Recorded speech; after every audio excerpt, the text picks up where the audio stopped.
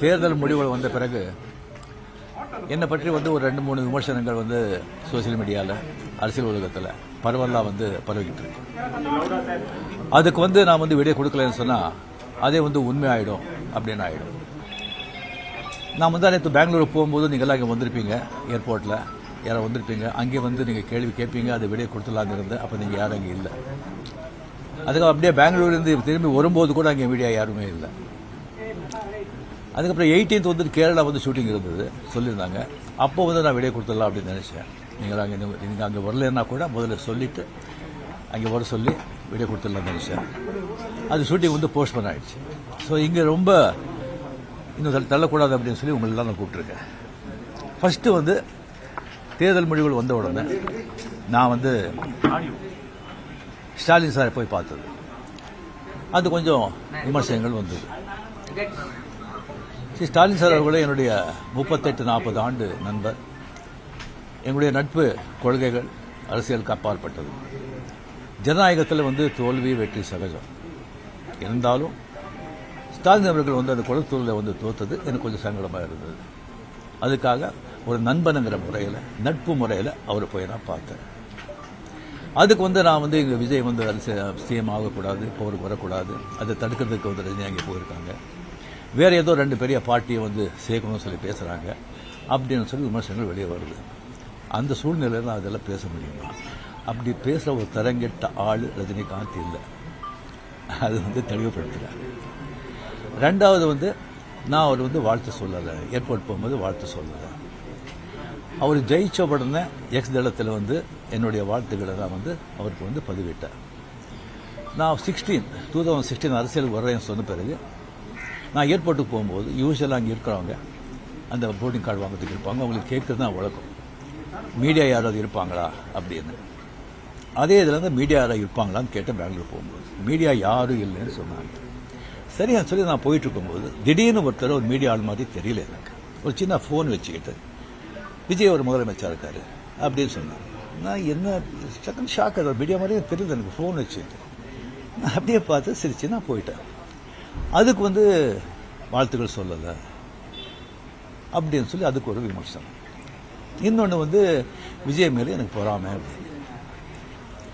நான் அரசியல் இல்லை, அரசியல் நான் இல்லைன்னு சொல்லி விலகி ஆச்சு. அரசியல் நான் இல்லாத போது அவர் மேலே எனக்கு ஏன் பொறாமை? ஒருவேளை கமல்ஹாசன் ஏதாவது முதலமைச்சர் தான் எனக்கு பொறாமை வந்திருக்குமோ என்னமோ தெரியாது. அப்போ கூட வந்திருக்காது. கிடைக்கிறது கிடைக்காம இருக்காது, கிடைக்காம இருக்கிறது கிடைக்காது. ஸோ இன்னொன்று எனக்கும் விஜய்க்கு எனக்கும் விஜய்க்கு ஒரு ஜெனரேஷன் கேப், கிட்டத்தட்ட 25 years டிஃபரன்ஸ். நான் முதலையே சொல்லியிருக்கேன். நான் விஜயை நான் இதை கம்பேர் பண்ணிக்கிட்டா அது எனக்கு நல்லது இல்லை, கெட்ட பேர். விஜய் என்னை பற்றி கம்பேர் பண்ணிட்டா அவருக்கு நல்லது இல்லை. சின்ன வயசுலேருந்து அவர் பார்த்துட்டு இருக்காரு. அவர் சிஎம் ஆனதில் எனக்கு என்ன போகிறாங்க? அது இவ்வளோ சின்ன வயசுல 52 வயசுல எம்ஜிஆர் என்டிஆர் சாதனை பண்ணுறதை விட அதை விட ஜாஸ்தி. கம்ப்ளீட்டாக சென்டர் பிஜேபி எவ்வளோ பெரிய பவர்ஃபுல் சென்டர். இங்கே 2 பெரிய கட்சிகளை எதிர்த்து தனி ஆளை ஜெயிச்சிருக்காங்க. அது நம்ம சினிமா இண்டஸ்ட்ரியிலிருந்து. எனக்கு அது பொறாமை இல்லை, ஒரு ஆச்சரியம் கலந்த ஒரு சந்தோஷம். அடே யார் அப்ரிஷியேஷன், சூப்பர். ஸோ அந்த பொறாமையும் இல்லை. விஜய் அவர்களுக்கு நிறைய எதிர்பார்ப்புகள் இருக்கு ஜனங்க மத்தியில்.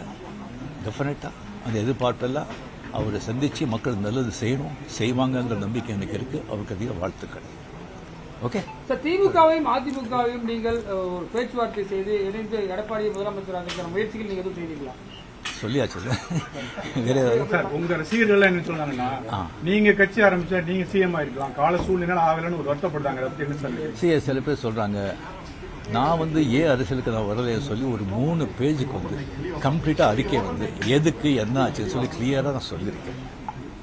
அது தெரிஞ்ச பிறகு அவங்க சொல்கிறாங்க. சொன்னால் அந்த ஆத்தக்கம் இருக்கும், இல்லை சொல்ல வரல. அது தெரிஞ்ச பிறகும் ஏன் வரலன்னு சொன்னாங்கன்னா எனக்கு ஒன்றும் சொல்ல தெரியல. இனிமே உங்க ரசிகர்களை கட்டமைக்கிறதுல என்ன மாதிரி?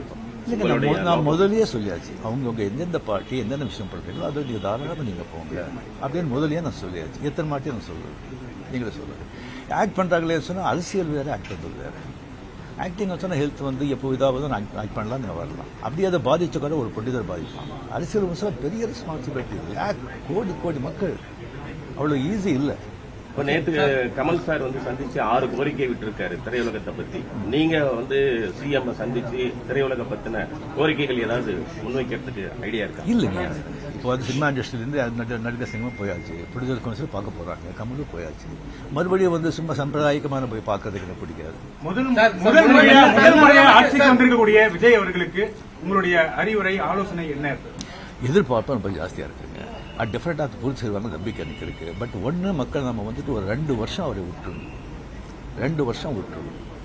இன்னொன்று வந்து அவருடைய தொண்டர்களாகட்டும் ரசிகர்களாகட்டும் ஜாகிரதையாக வந்து நடந்துக்கணும். இந்த சென்ஸ் அவர் என்ன தப்பு பண்ணால் கூட அது ஸ்ட்ரைட்டாக விஜய்க்கு தான் பாதிக்கும் அப்படிங்கிறத அவங்க மனசில் வச்சுக்கணும்.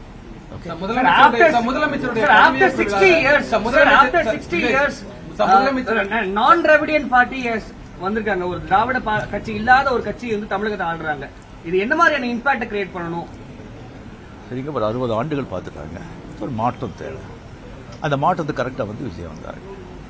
அது வரும்போது கம்ப்ளீட்டாக சினிமா புகழ், 100% சினிமா புகழ் வந்து அவ்வளோ வந்து ஒரு கை கொடுத்துருக்கு. இளைஞர்கள், லேடிஸு அண்ட் சோஷியல் மீடியா, அது நல்ல ஒர்க் ஆகிடும். ஓகே, ஏற்கனவே முதலமைச்சருடைய பதவியேற்பு விழால நீங்க சிறப்பு விருந்தினராக கலந்துக்கிறீங்க. விஜய் பதவியேற்கும் போது உங்களுக்கு அழைப்பு வந்துச்சா?